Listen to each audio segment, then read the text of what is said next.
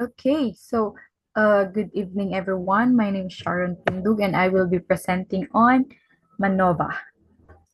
Okay, so I know everyone, most of us already know on multivariate analysis of variance, but let us dive deeper into the long process of MANOVA.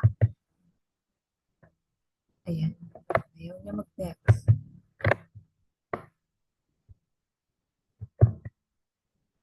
Ayan po. For our introduction, so MANOVA, as I have said, multivariate of analysis, comparing two or more dependent variables across two or more groups. So, for example, if we want to understand or evaluate different fertilizers on plants, plant growth, and its measures includes height, leaf size, root lengths, daming variables, ganon. And in connection to MANOVA, it determines if fertilizer's type significantly impacts all growth measures. So for the MANOVA objective, it is to determine or identify if the independent variables has a significant effect or the differences among the combined dependent variables. It could mean that the group differ on at least one of the DVs or the dependent variables or on a combination of the DVs. Ayan. So MANOVA extends ANOVA to multiple DVs, and it is useful for studying relationships between different variables, as like to our examples a while ago. Yan. And para mas maliwanagan po tayo, for one way MANOVA, yan po, independent variable, and then dalawang dependent variable. Ayan, independent variables, madaming factor, and then dependent variables in responses. And two-way MANOVA, example, dalawa or tatlong independent variables to two or more dependent variables. So, example, yung IV and DV sa MANOVA is, instead of using napakadaming ANOVA, pwedeng MANOVA ang gamitin para isahan, and it covers all the DVs na pwede mong isali or ilagay sa research mo. So, mas powerful, ang MANOVA, and mas madali when you have multiple DVs kaysa sa ANOVA na iisa-isahin mo pa siya. And kapag research yan, madami kang tables sa results and discussions mo. Daming dumadaan. Tapos, ayan, that's for our one-way and two-way MANOVA examples. For the uses of MANOVA, we have multiple one-way MANOVA should be used when the DVs are uncorrelated or highly correlated, para makita mo kung 30% related ba yung isang factor dito sa IV mo, or hindi sila or uncorrelated sila. So we have here the basic assumptions of MANOVA. It includes the following. We have independent random sampling. So in here, one observation cannot be dependent on another, or they should be randomly independent sampled for the population. And number two, levels of measurement of variables. And number three, linearity of the dependent variables. Pwede dating makita ang linearity ng dependent variables sa using Pearson R. And pwedeng ma-check ito through scatter plots and linear relationship between all pairs of the DVs. And then number four, multivariate normality. The data or the residuals must be normally distributed for each level of the IV. For example, if 20 dito ang isang DV, dapat 20 din sa kabila or another DV. Kailangan nating i-check yung data or residuals sa mga group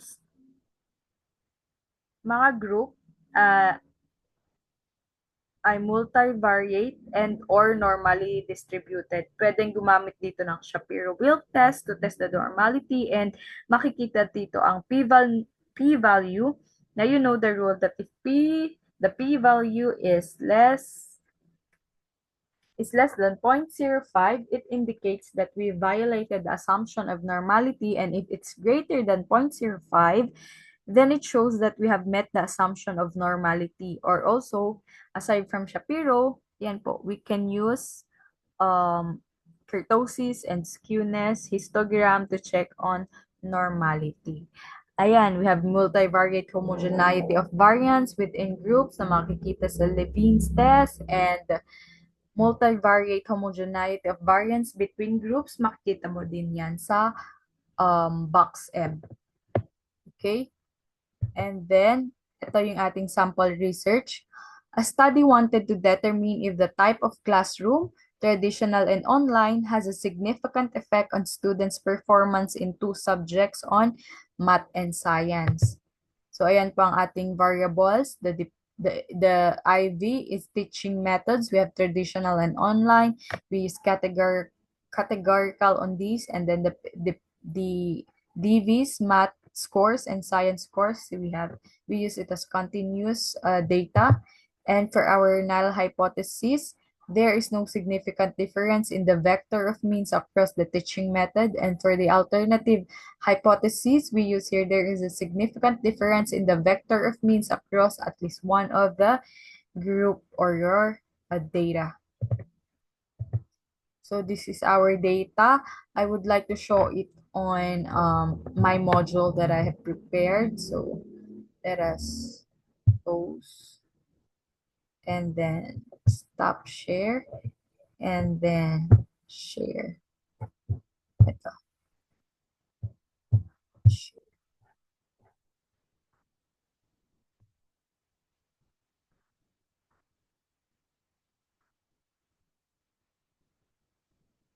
Ayan, so mas maganda po kasi na dito ko ipakita sa ginawa kong module uh, yung ating manual computation. Ayan po yung binasa natin kanina. A study wanted to determine if the type of classroom has a significant effect on students' performance in the two subjects. So that's our IV and our DV. And this is our null hypothesis and alternative hypothesis to run down the data. So this is our group, traditional and online, and the scores of our respondents. So for step 1 in the manual computation of MANOVA, we have to get the mean of each variable. So each variable is the traditional and the online group. So we have here the group mean for traditional. So 5 population on the traditional. So this is the math scores and this is the science scores. And then we had the mean of 86 and 79.2 for science. And we should also get the group mean of the online.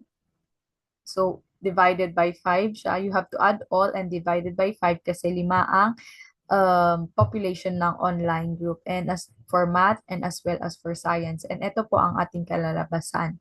So that is our mean. And the grand mean, we have to get the grand mean. So we have to add all the scores in math and science divided by 10.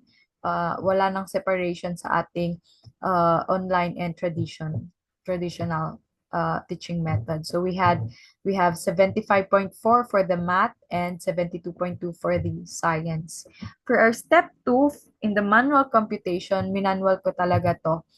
Compute the W, the sum of squares and cross products within groups SSCP matrix. So this is the formula natin gagamitin for our sum of squares and cross products. So traditional group mean.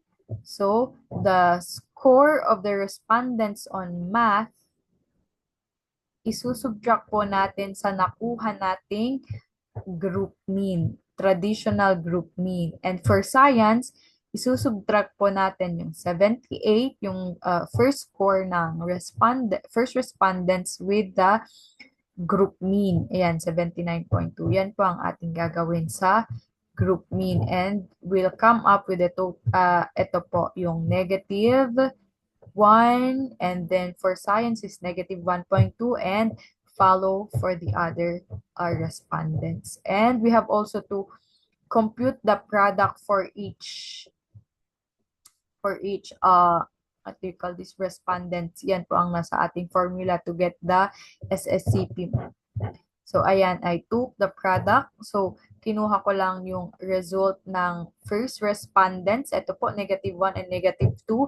And multiply po siya with itself. So, 1 times -1 times -1 equals +1. And same with -1 times -1.2 is 1.2. And also, same with the science score of the first respondent. Ito pa. -1.2 times 1, and ito po yung kalalabasan niya. And same with the rest of the respondents. And for the traditional subtotal, add the 5 matrices. So, i-add po natin yung matrices. O, X sa taas, tapos C dito. Hindi ko din sure. Charis. Ayan, ganyan po siya. 1 plus 16 ng second respondents, and then 4 for the third respondents, and ayan, yan po. Plus 36, ito po, plus 1. And ang result niya is 58. And then, ganun din po sa ating science, first respondent. Ayan, science ng first respondent, ito po ang kalalabasan. And same with the nasa ibaba, ito po yung nasa ibaba niya. I mean, ito, 1.2 plus 3.2 plus 5.6 plus 25.2. Ayan, dito po natin nilalagay sa baba para hindi po tayo malito. Pag nasa baba siya, dapat nasa baba din dito sa traditional subtotal of the 5 matrices. I-add po natin yan para makuha itong results natin. And of course, we have, ganun din po gawin natin sa online group mean. So, the first score of the first respondent sa math minus the mean of online group, and the first score of the first respondents less the group mean of online groups. And ito po ang kanyang kalalabasan, and it is called the outer product kasi dito product for each din sana dito eh. So ayan, i-multiply mo by itself yung scores matrix ng first respondents, and same with the second respondents, ito po yung kalalabasan, and we have to add them all. So ayan po ang online W subtotal, online W matrices of subtotal ng online group. Ayan po, yan siya. Ito na is na-total na natin for the 5 respondents ng math, and then science, and then science. Ayan, and for the total, so once we get the subtotal of each respondent's matrices and group matrices, we have to total it with here. So we have W, the T represents here the traditional, and the WO is the online. And so 58 plus 22, saan ko po yan nakuha? Dito po siya. 58 plus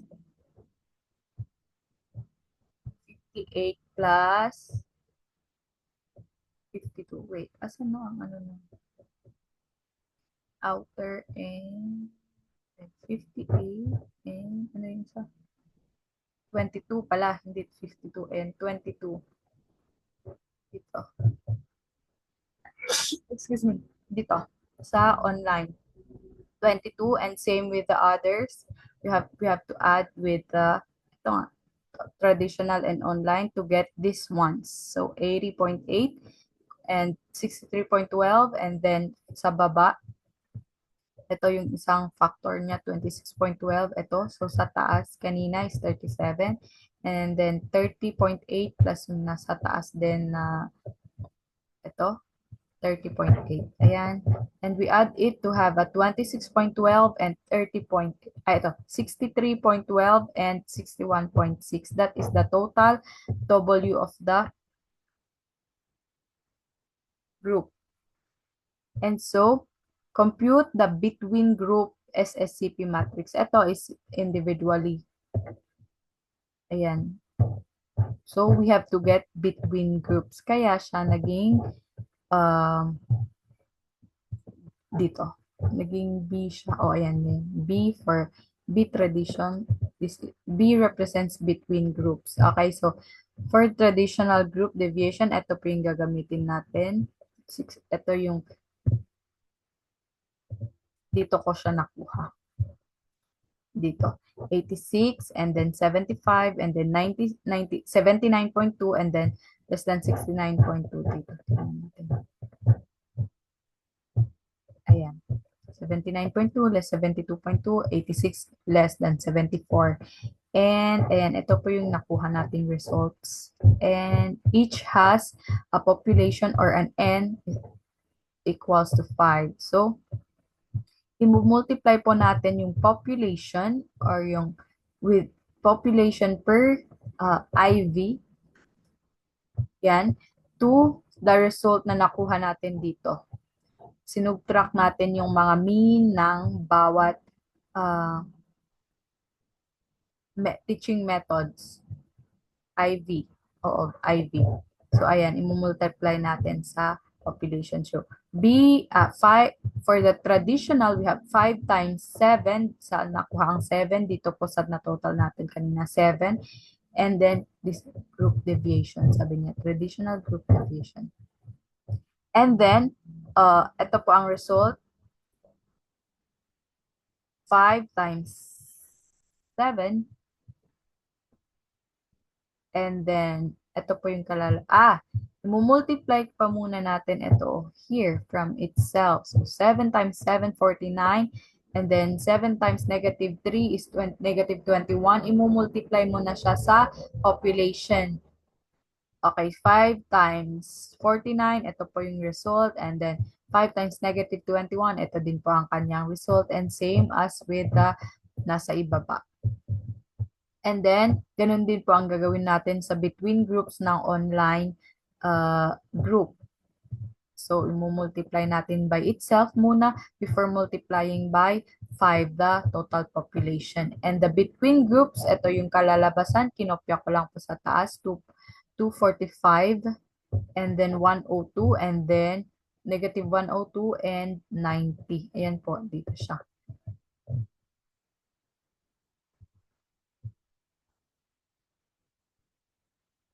I-add po natin siya from here.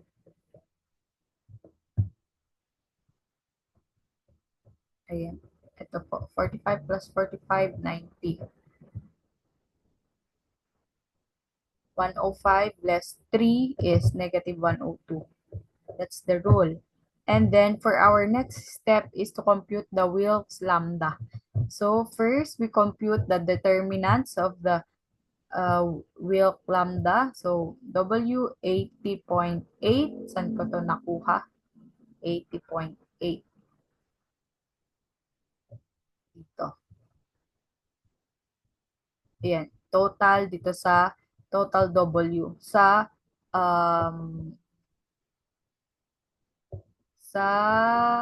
matrix. Wait, meron yung term. Ito, SSCP within group matrix. Matrix.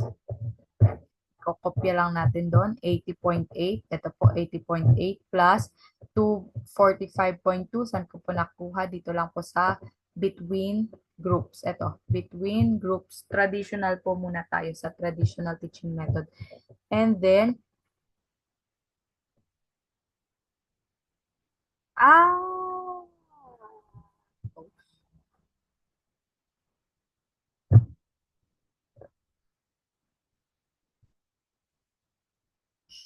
have to repeat again.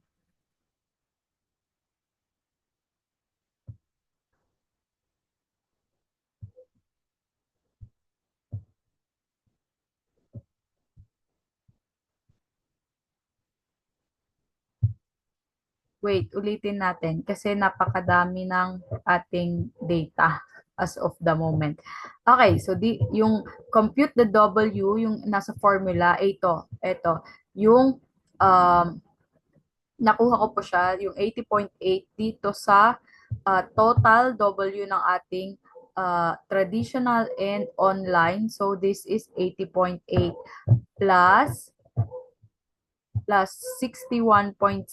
Dito ko din po nakuha sa between groups. Wait lang. 61.6 61.6. Dito ko din nakuha. 61.6. And then, times, kasi nga, dalawa yung itong 63.12. Inuna natin yung ito, magkaiba. So, we multiply and then subtract the numbers. Ayan po. May 80.8 times 61.6 is equals to 4,977.28 less the, ito po yung magka same, kaya in-square na lang po natin siya. So, ayan, the result is less than 3,984.13 is equals to, ito po ang result niya, 993.15. And then, yung nasa baba na, sa formula natin ng Wilk Lambda is, ito po, i-add po natin ang W, ito yung within the group matrix, and ito po is between the group matrix. So, we have 80.8 plus 245, meron po siya here. Ayan po, yung total ng between groups, yung 80.8, kinuha natin sa within groups. Ayan, 80.8. And then, same with the others. Same with the others, we add in the formula, ayan po, we add, and then we come up to 21,500. 3.05, and i-divide na natin since we have the W and we have the within groups plus the between groups, and ito na ang kalalabasan ng ating Wilks Lambda equals 0.0462. So, tignan natin kung ano ang indication ng 0.0462. So, our final interpretation is a lower lambda value closer to 0 indicates that the group differences explains a greater amount of the variance in the dependent variables.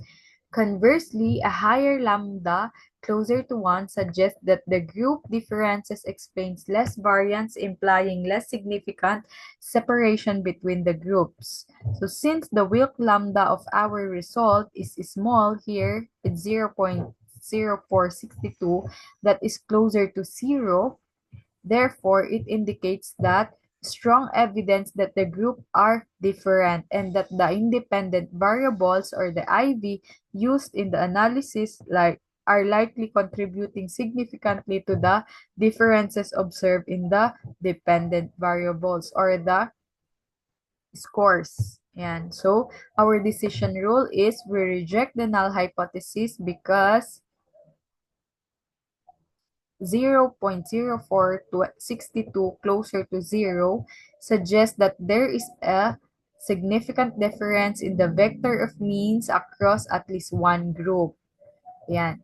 And then that is our interpretation for the manual computation of our MANOVA. Ayan po. So, starting from our step 1, get the mean of each variable. Ginawa po natin with the grand mean, of course. And then we get first for the step 2, the sum of the squares of cross products within group matrix. And then, pag kinuha po natin yan, we compute the product for each respondents. Imumultiply natin sa kanyang sarili.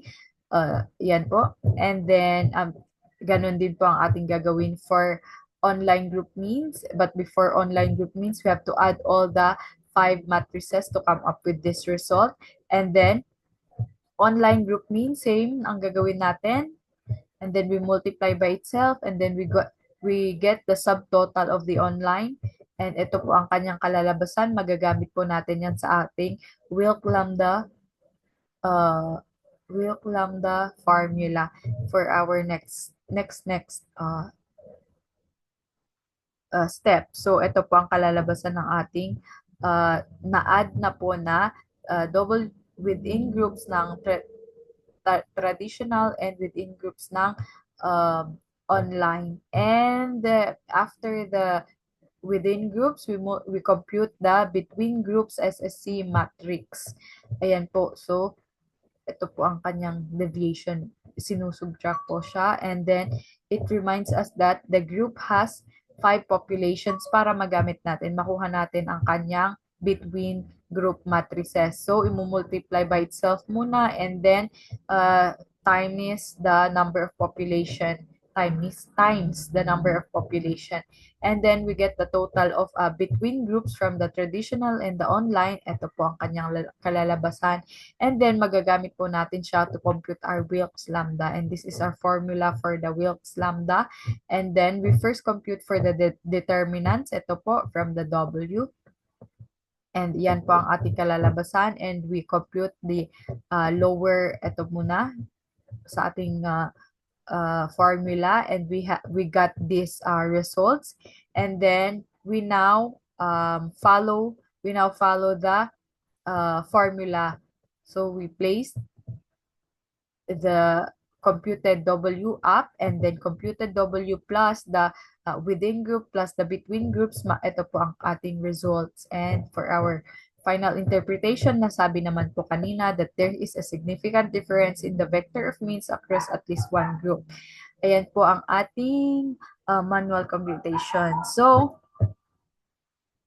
let's go to our Excel presentation. So, ayan. This is our Excel group population. Same po ang ating sa kanina. Dinagdagan ko lang po siya ng hybrid para makuha natin ang MANOVA. Kailangan daw po 3 groups kasi ang ating i-analyze. Kasi if hindi, according to Excel, magiging none siya or hindi lalabas ang kanyang results. So, ang una ko pong ginawa, ang una po natin gagawin sa Excel is, pwede din naman po natin i-manual sa Excel, pero ang hirap-hirap na, kaya ginamit ko na lang yung report ko sa module on the manual computation. Para sa Excel, mag-aano na lang po tayo. So, first step for Excel is Control M. Ayan po, pag nag-Control M, turo ko muna. So,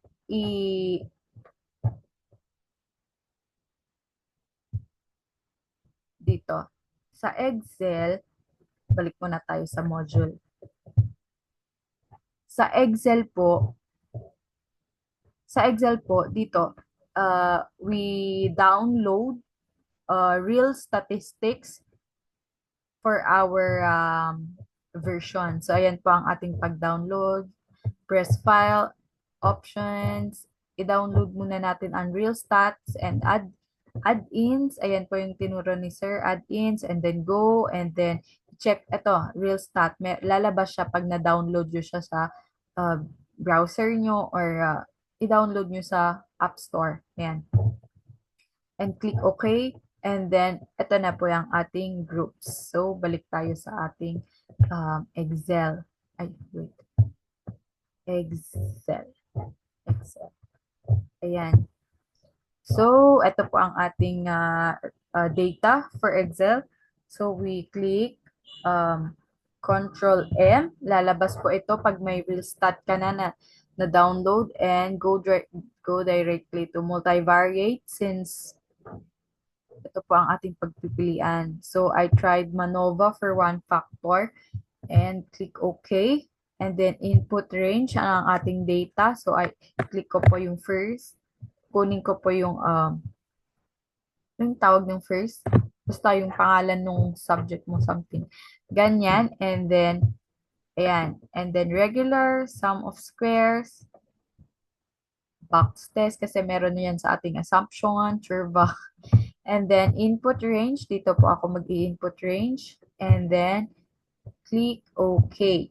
Ayan, lalabas po siya. One-way MANOVA. Ito po ang ating Pilay Strays, Wilk Lambda, Hoteling Strays, Royce, LG, Root. Ito po ang kalalabasan. So, we have, because all p-value, ito po ang kanyang p-value, this one, And this one, because all p-value are well below 0.05, we conclude that there is a statistically significant multivariate effect on the groups or on the combination of the variables. So, meron po siyang significant difference, and for our decision rule, we reject the null hypothesis kasi nga po lahat yan pasok sa 0.05, and ito po ang ating box test. Ito po ang ating SCCP matrix, and then the group mean. Ito po ang kanyang group mean. Medyo similar siya doon sa ating manual. Pero kasi ito is tatlong variable siya with 2 DVs. So, medyo malapit lang naman doon sa ating manual computation. Ayan po. So, our decision rule, we reject the null hypothesis. And then, because there are statistically significant multivariate effect on each variable. Okay, so that is for our Excel presentation, and ibabalik ko lang po sa ating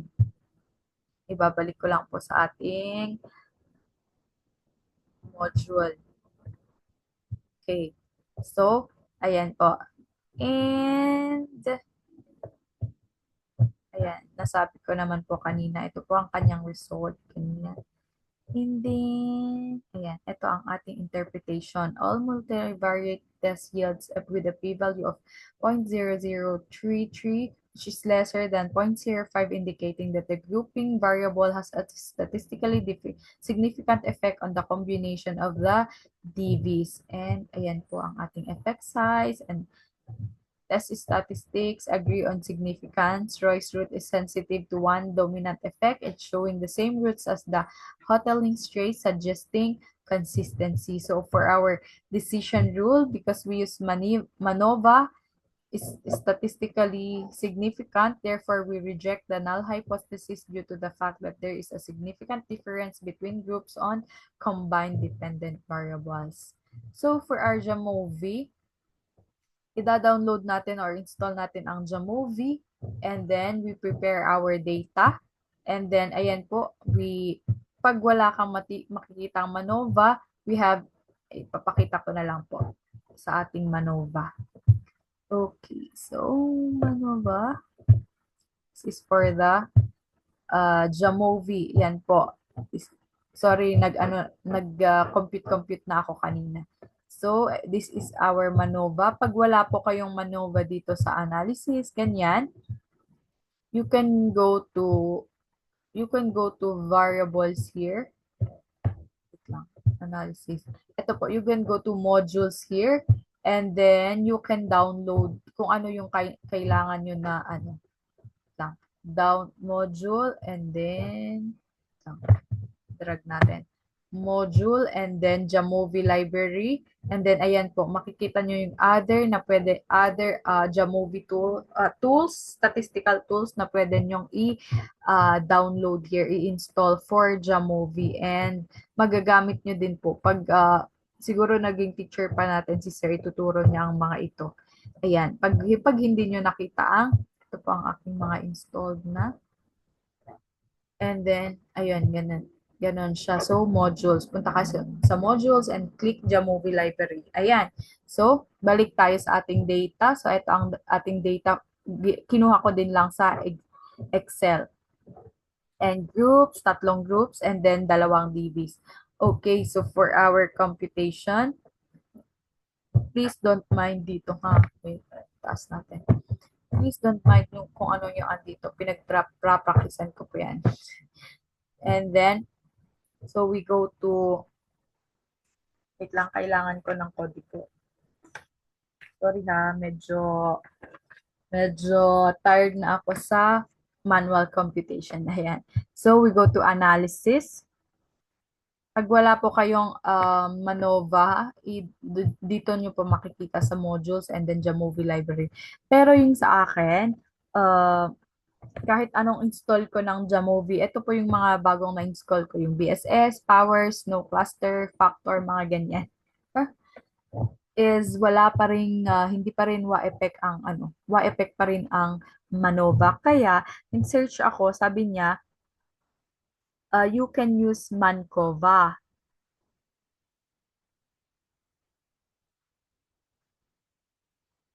We can use Mancova. Okay? So, pumunta na ako sa Anova, nakita ko ang Mancova. I-explain ko mamaya. Mancova. And, ito po ang ating groups and math grades. So, for our DV, dependent variables, we have math and science grade or score. Sorry, scores yan.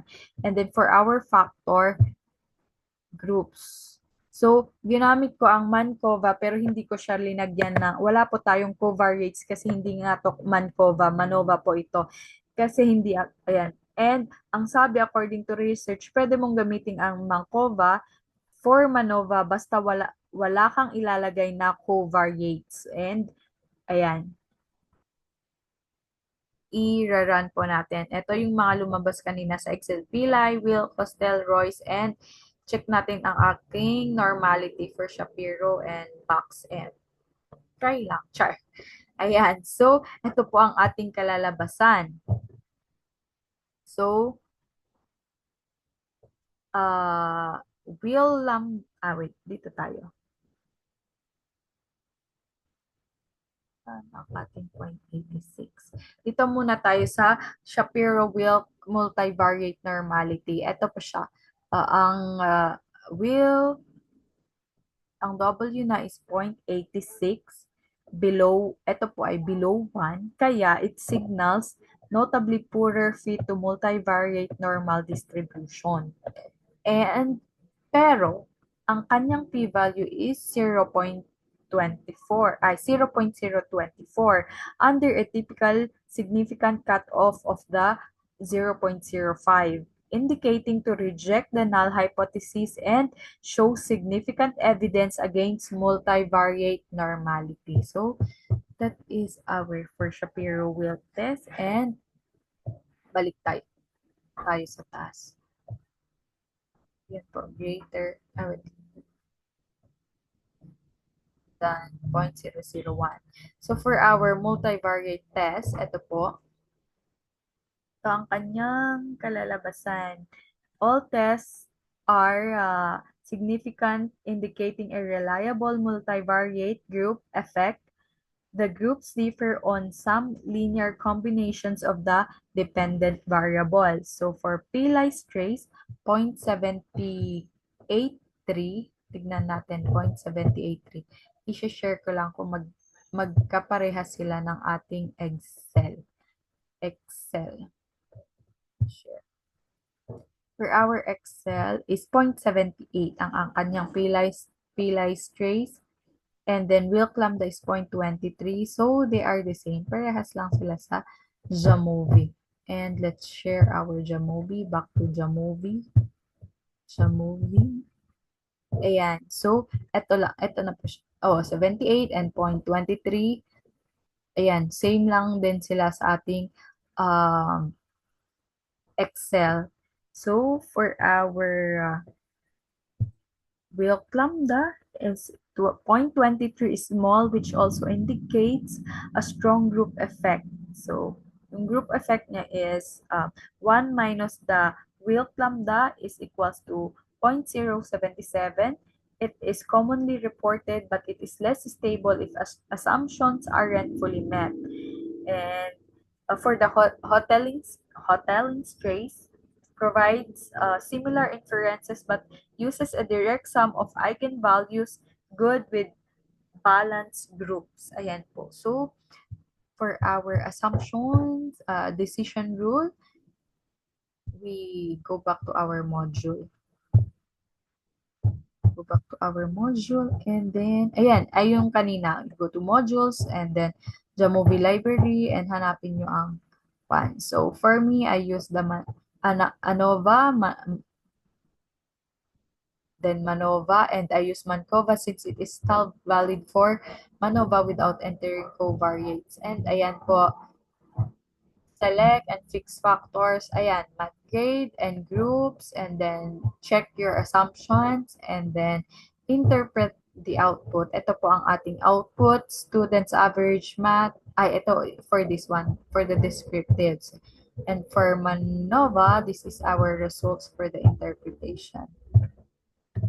A MANOVA was conducted to examine whether there were statistically significant differences among the groups on a linear combination of the dependent variables.